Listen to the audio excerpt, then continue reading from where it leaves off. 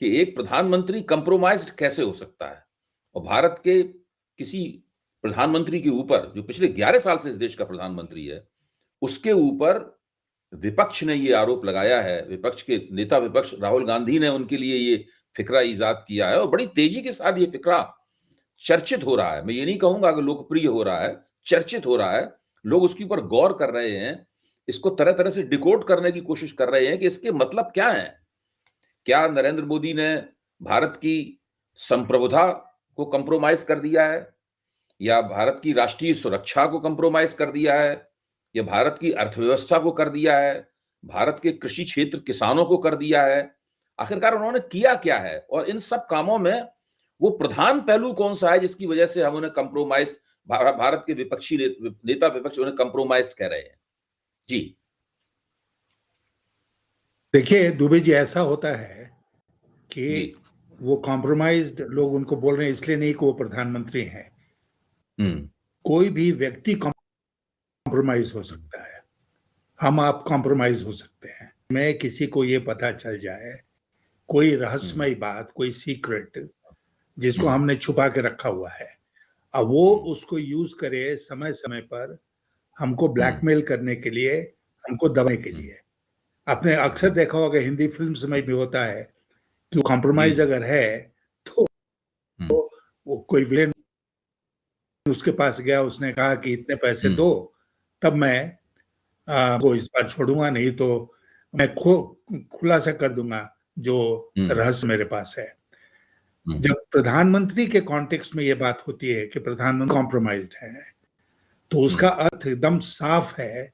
और वो अर्थ ये है कि प्रधानमंत्री जी के बारे में विदेशों में और खास करके अमेरिका में जो राष्ट्रपति हैं, कोई ऐसा रहा है जिसका अगर वो खोलें तो प्रधानमंत्री को पद छोड़ना पड़ेगा। तो कॉम्प्रोमाइज का मतलब ये हुआ कि सब्जेक्ट टू ब्लैकमेल। ट्रंप जैसे, मैं उदाहरण देता हूँ, ट्रंप ने कहा ना कि मैं उनका राजनीतिक करियर खत्म कर सकता हूं, लेकिन मैं ऐसा करना नहीं चाहता हूं।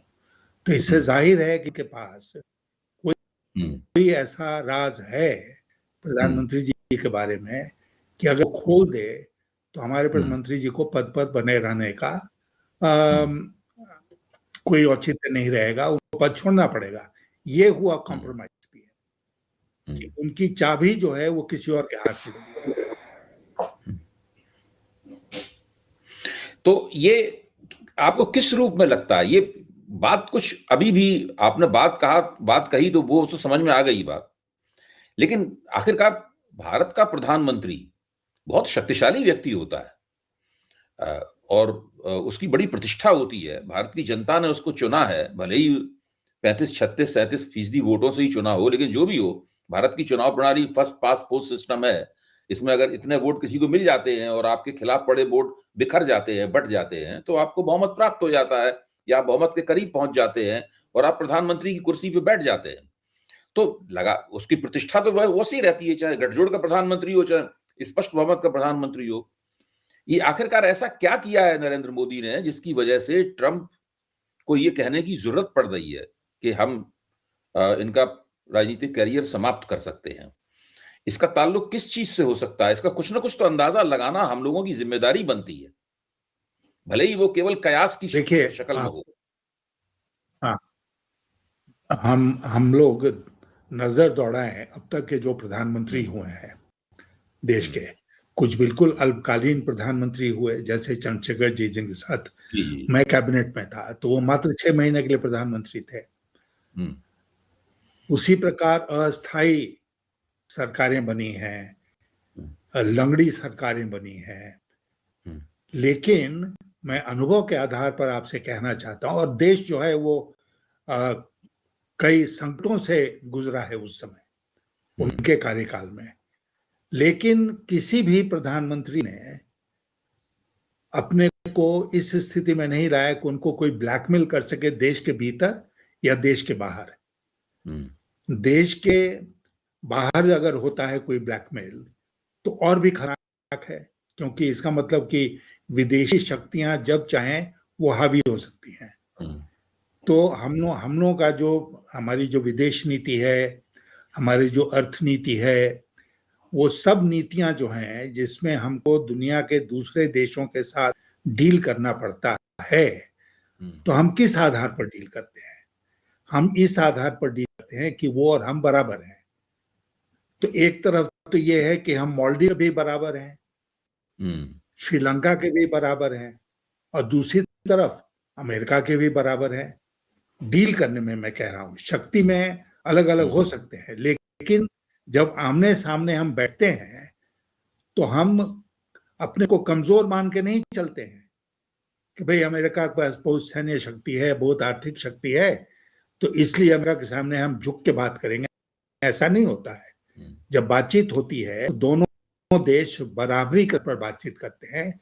जैसे कि अगर भारत ज्यादा शक्तिशाली है पास पड़ोस के देशों से, तो उनके साथ भी हम बराबरी के आधार पर ही बात करेंगे, कि वही वो उम्मीद करते हैं हमसे, और वो चाहते हैं कि हम उनसे बराबरी के आधार पर बात करें। तो इस तरह आप अपनी विदेश नीति को कंठ करते हैं, बराबरी के आधार पर, चाहे देश बड़ा हो, शक्तिशाली हो, या छोटा हो, कमजोर हो। लेकिन आप किसी भी परिस्थिति में अपने को इस पोजीशन में नहीं डालते हैं कि आपका कोई राज उसके पास ऐसा हो जिसको वो इस्तेमाल कहीं भी आपको दबा सके। तो इसका मतलब ये होगा कि हमारी जो सार्वभौमिकता है, जो सॉवरेंटी है, वो खतरे में पड़ी।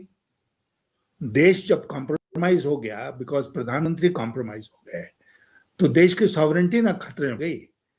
बिल्कुल ऐसा आज तक नहीं हुआ है। और जब विपक्ष के लोग कह रहे हैं कि हमारे आज के प्रधानमंत्री जी कॉम्प्रोमाइज्ड हैं, तो उसका अर्थ यही है कि शायद हम के पास ऐसा कोई इनका राज है जिसकी वजह से ये उनके सामने झुकते हैं। और चाहे वो ट्रेड डील हो, चाहे और कोई भी रिश्ते का पहलू हो, हम उनके सामने झुक के बात करते हैं, कमजोर पोजीशन से बात करते हैं। अच्छा, मुझे एक कयास लगाने की इजाजत दीजिए आप। हम लोगों के पास कोई बड़ी जासूसी संस्था तो है नहीं जो अंदर जाके पता लगा ले कि भाई क्या रहस्य है। हम लोग तो थोड़ा सा जो परिस्थिति जन सर्कमस्टांशियल एविडेंस हैं उनका सहारा लेके ही जो है वो अपना विश्लेषण कर पाते हैं। तो मुझे आप कयास लगाने की इजाजत दीजिए। मुझे लगता है कि दो बातें हो सकती हैं ऐसी जिनके कारण प्रधानमंत्री कंप्रोमाइज्ड हुए होंगे, अगर हैं तो कंप्रोमाइज।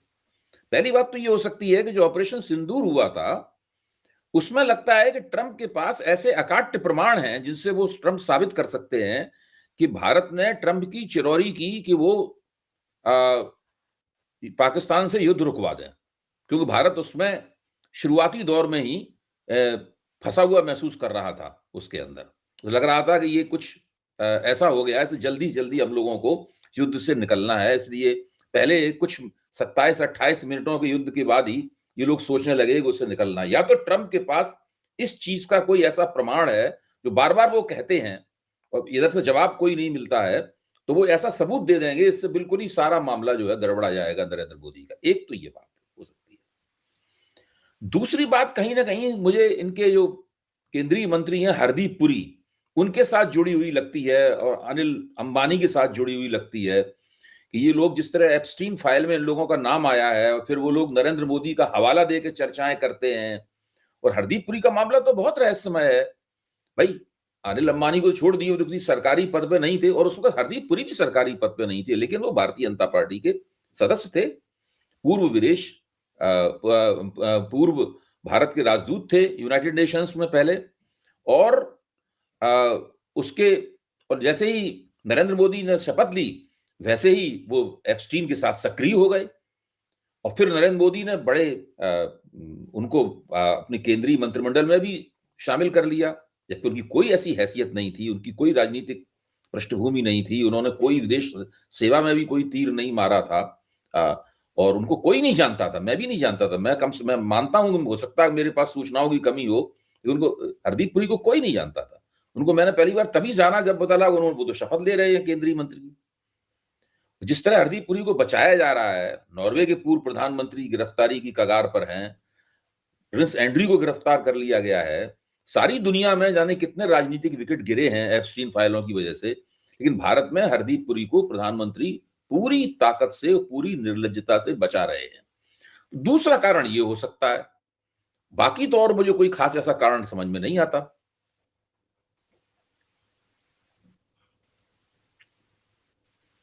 जी। देखिए, ये भारत ने जो, और ये एप्स्टीन फाइल आने के बाद से नहीं है, ये उसके पहले से है। कि जब ट्रंप दोबारा वहां के प्रेसिडेंट बने, राष्ट्रपति बने, तो उनके राष्ट्रपति के पद का शपथ लेने के 20 दिन के भीतर मोदी जी वॉशिंगटन गए।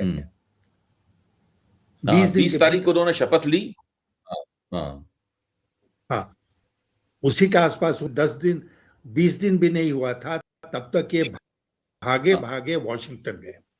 वॉशिंगटन जब ये गए, और भी लोग गए दूसरे देशों से, तो इस तरह इनको रिसीव किया गया। वो चर्चा का विषय बना भारत में कि व्हाइट हाउस के एक स्टाफ मेंबर इनको बाहर रिसीव किया। ट्रंप खुद बाहर चलकर पोर्टिको में नहीं आए इनको रिसीव करने के लिए, जैसा कि दूसरे देशों के राष्ट्राध्यक्षों के साथ या शासनाध्यक्षों के साथ उन्होंने किया। फिर उसके बाद वहां पर जो ट्रीटमेंट हुआ, जिसमें बहुत बेकार संस्था उनके पर कहा, ये सब हुआ, और मोदी जी वहां से बिना किसी अचीवमेंट के वापिस आ गए। और उस मुलाकात के बाद से, मतलब हमको उस मुलाकात के बाद से ट्रंप से मोदी जी की मुलाकात नहीं हुई है। मोदी जी ने कोई प्रयास भी नहीं किया है। इसके पहले मोदी जी, आप जानते हैं कि खास करके अमेरिका जाने में उनको बहुत आनंद आता था, लेकिन अब अमेरिका नहीं जा रहे हैं। यहाँ तक कि यूनाइटेड नेशन जनरल असेंबली की जो बैठक न्यूयॉर्क में होती है, उसमें भी नहीं गए। उन्होंने विदेश मंत्री को भेज दिया। तो ये सब क्या दिखाता है? ये दिखाता है कि नंबर एक, मोदी जी अब ट्रंप को अवॉइड कर रहे हैं। वो कोई इस तरह की परिस्थिति में नहीं फंसना चाहते हैं जहां ट्रंप भी उपस्थित हो, क्योंकि पता नहीं ट्रंप इनके मुंह पर कुछ बोले, ये अगर प्रतिवाद उसका नहीं करें, विरोध नहीं करें, तो इनका पोजीशन फर्दर कॉम्प्रोमाइज हो जाएगा। तो ये स्थिति आज है। तो मैं आपसे ये कहना चाहता हूं कि स्थिति क्यों बनी। ये स्थिति पहले हम लोग भी सब कयास लगाते थे, किसकी वजह से बनी, उसकी वजह से। मैंने भी कुछ अटकलबाजियां इसमें की कि ये हो सकता है, वो हो सकता है, लेकिन एप्स्टीन फाइल्स की जानकारी मुझे भी नहीं थी। और देश में बहुत कम लोगों को एप्स्टीन जानकारी थी। सरकार में बैठे लोगों की एप्स्टीन की फाइल जब खुलेगी तो ये इंफॉर्मेशन सामने आएंगे। लेकिन मुझे लगता है कि कॉम्प्रोमाइज्ड होने का सबसे बड़ा कारण जो है आज के दिन मोदी जी का, वो है एप्स्टीन फाइल्स में जो डिटेल्स हैं, जिस कुछ खुले हैं, कुछ नहीं खुले हैं। और आपने जैसा कहा कि जो भी कारण रहा हो, उन्होंने हरदीप पुरी जैसे व्यक्ति को कैबिनेट मिनिस्टर बना दिया। हरदीप पुरी को उन्होंने अमृतसर से चुनाव लड़ाया, वो चुनाव हार गए। उसके बाद भी जब लौट रहा है तो उनको 2 मंत्रालय दिया गया, हारने के बाद भी। मैं आपको याद दिला दूं कि जब 1998 में अटल जी की सरकार बनी थी, तो 2 उनके बहुत खास लोग थे जो चुनाव हार गए थे, जसवंत सिंह जी और प्रमोद महाजन जी।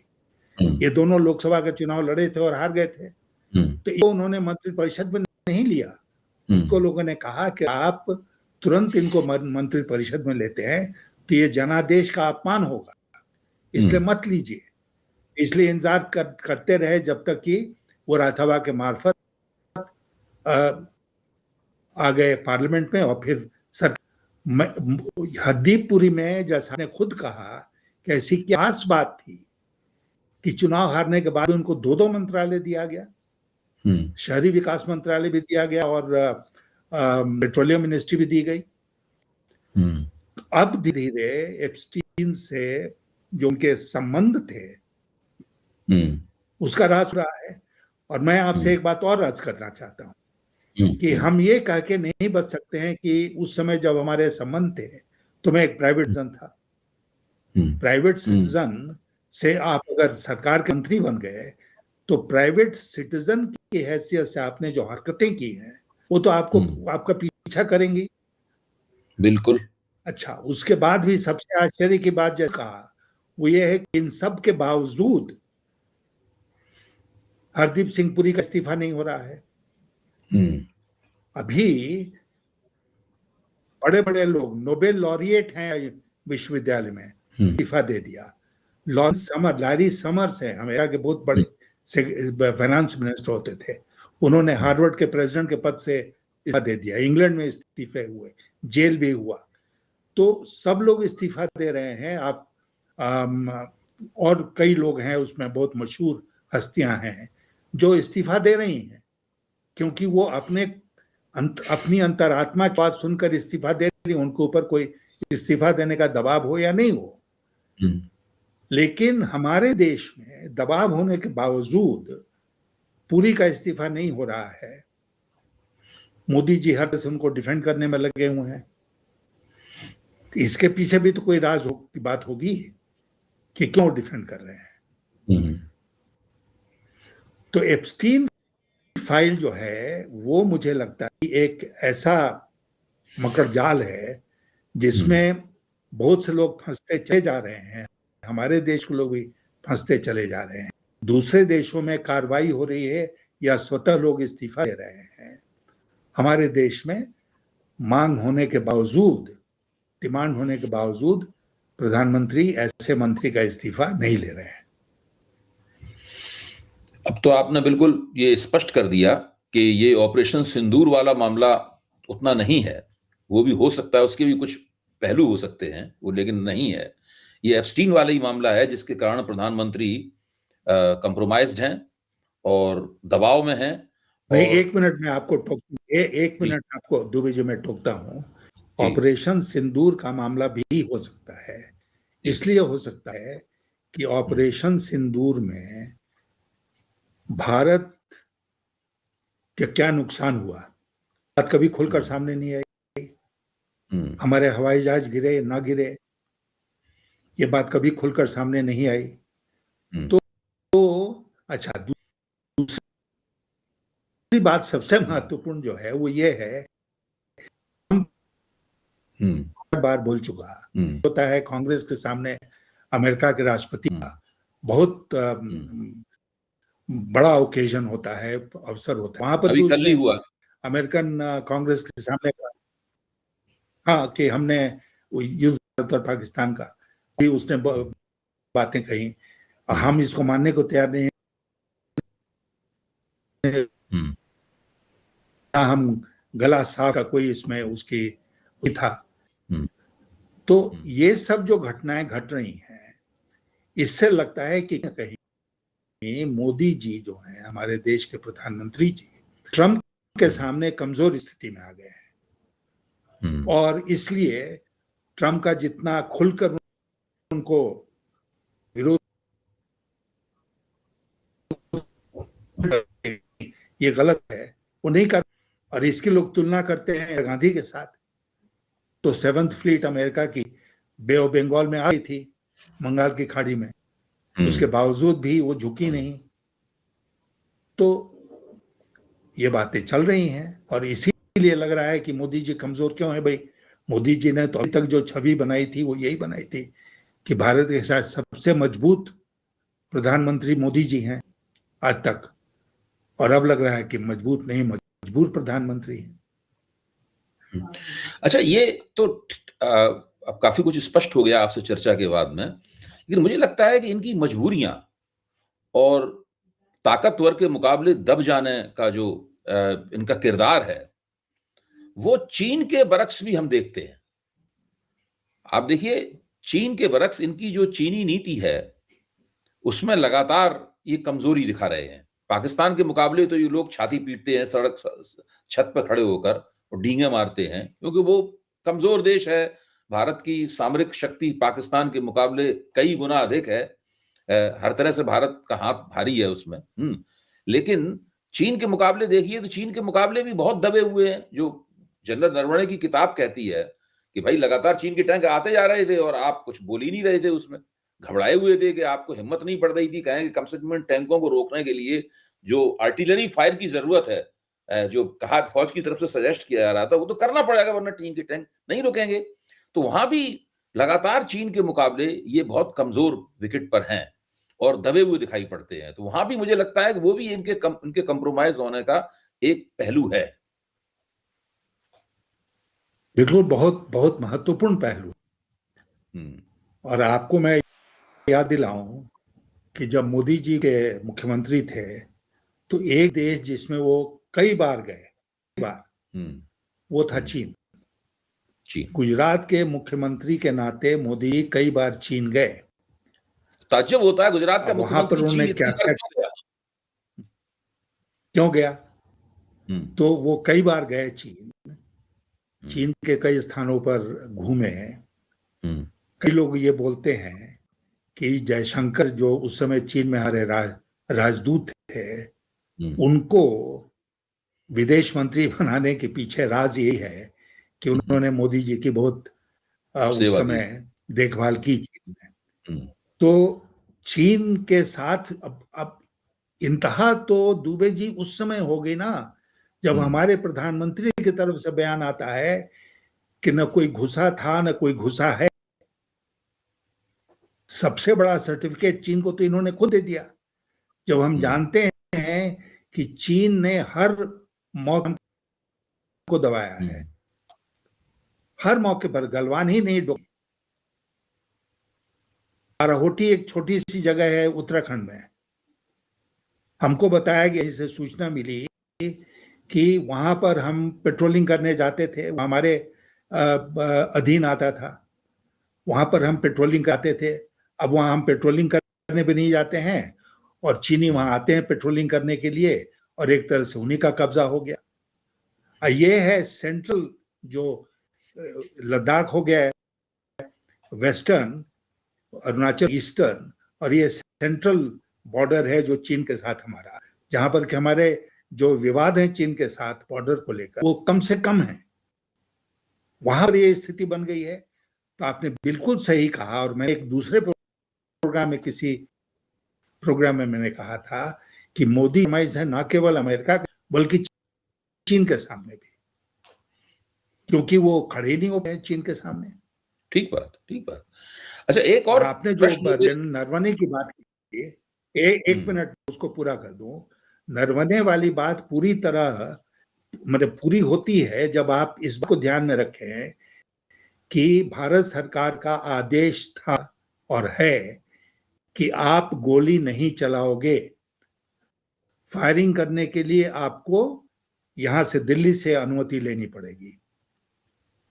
तो जब उन्होंने कहा जो उचित समझो वो करो, तो उसके ऊपर ये बंदिश थी कि तुम गोली नहीं चला सकते हो। टैंक आ रहा है तो जाके डंडे से लड़ो, जैसे गलवान घाटी में हुआ था।